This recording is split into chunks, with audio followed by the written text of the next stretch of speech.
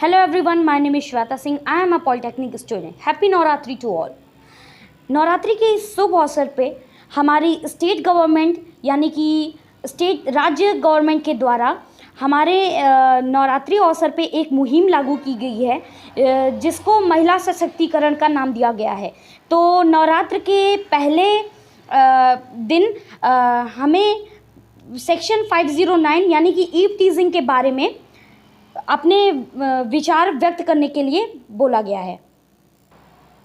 तो चलिए जानते हैं कि ईव टीजिंग क्या होता है। ईव टीजिंग का मतलब है कि यदि कहीं आप जा रहे हैं या किसी शॉप से आ रहे हैं या कहीं पे दुकान ले रहे हैं, कोई आपके साथ बदतमीज़ी करता है, कोई आपके साथ गलत निगाह से देखता है या आपके साथ कोई ऐसे निगेटिव कमेंट्स करता है तो उसे हम ईव टीजिंग कहते हैं। पहले ये ईव टीजिंग का मतलब यहाँ पे नहीं था। सबसे पहले ये 1970 में साउथ एशिया में लागू किया गया था। जो वर्ड ईव है इसको बाइबल में भी इसका क्रिएशन किया गया है, that's called Adam and ewe. पहले सेक्शन 509 स्पेशली स्ट्रिक्ट नहीं बनाया गया था। पहले क्या था कि अगर कुछ ऐसा होता है तो उसके लिए सेक्शन 294 लागू किया गया था। सेक्शन 294 ऑफ IPC का ये कहना था कि अगर कोई आदमी ऐसा करता है तो जो है उसके खिलाफ कोई कार्यवाही ज़्यादा नहीं की जाती थी। बस इतना किया जाता कि एक सॉरी लेटर लिखवा दिया जाता था, उससे उस लड़की को दे दिया जाता है कि आज से वो गलती ये दोबारा नहीं करेगा, और ज़्यादा से ज़्यादा 3 महीने की जेल होती थी और 2000 रुपये फ़ाइन लगता था 1 साल के लिए। अगर और 292 के सेक्शन 292 के तहत और ये भी था कि अगर वो रिपीट करता है गलती तो 5 साल के लिए उसे 5000 रुपये जुर्माना देना पड़ेगा और वही सॉरी लेटर। तो पहले इतना स्ट्रिक्ट ये नहीं था और पहले इतना ज़्यादा था भी नहीं ये।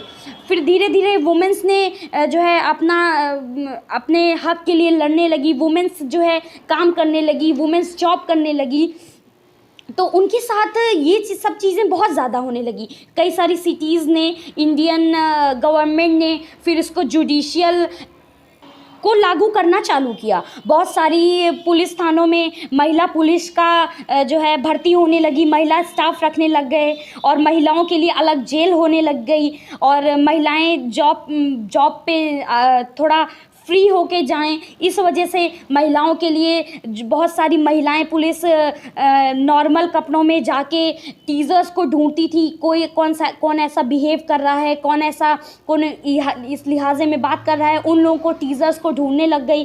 तो बहुत सारी ऐसी महिलाएं हैं जिनको इस बीच जान भी गंवानी पड़ी। Like that a student of Chennai, name है उसका सारिका शाह, वो उसने पहले जो है इस बात के लिए जान गंवाई थी। और एक स्टूडेंट थी, वो वडोदरा की थी, महाराजा शिवाजी राव यूनिवर्सिटी की, उसे भी अपनी जान गंवानी पड़ी। तो एक तरह से वो भी वॉरियर्स हैं, उनकी वजह से आज हम थोड़ा सेफ फील करते हैं, कहीं जाते हैं तो हमें बोलने की हिम्मत होती है। तो प्लीज़ अगर आपके साथ ऐसा कुछ होता है तो आप उसके खिलाफ स्ट्रिक्ट एक्शन लें। आप तो IPC 509 के तहत आप इसको स्ट्रिक्ट ऑप्शन में ले सकते हैं, क्योंकि that Indian government had IPC options gesture, indecent body language and negative comment to penalty of imprisonment for 1 year or a fine of both। यानी कि सेक्शन 509 के तहत अगर आपके साथ कोई भी बदतमीज़ी करता है तो उसके खिलाफ स्ट्रिक्ट एक्शन लिया जाएगा और प्लस उसके लिए 1 साल के लिए फ़ाइन भी होगा और 1 साल के लिए जेल भी होगी। And the criminal law amendment act 2019 में कुछ चेंजेस किए गए, जैसे IPC और सेक्सुअल हैरेसमेंट एंड एक्सप्रेस और सेक्सुअल हैरेसमेंट का under section 354A which is punishable up to 3 years of imprisonment under with fine. यानी कि अगर ऐसा कोई कुछ करता है तो 3 साल के लिए उसे जेल होगी और प्लस उसके लिए फाइन भी लगेगा। और नेशनल कमीशन फॉर वुमेन यानी कि NCW also propose number 9 eve teasing new legislation of in 1998 and 1988।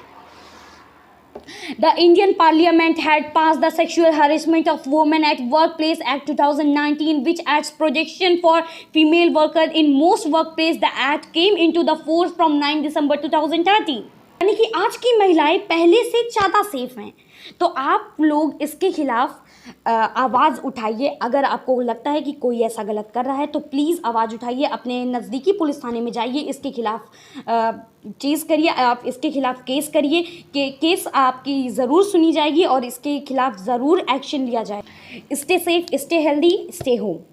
और इसका सॉल्यूशन यही है कि आप सतर्क रहें, सावधान रहें और जिससे भी आप बात करें उसके तौर तरीके से उसे सेंस करने की कोशिश करें, आप उसे जानने की कोशिश करें कि अगर ये गलत कर रहा है तो आप उसके सामने एक्शन ले सकें। धन्यवाद।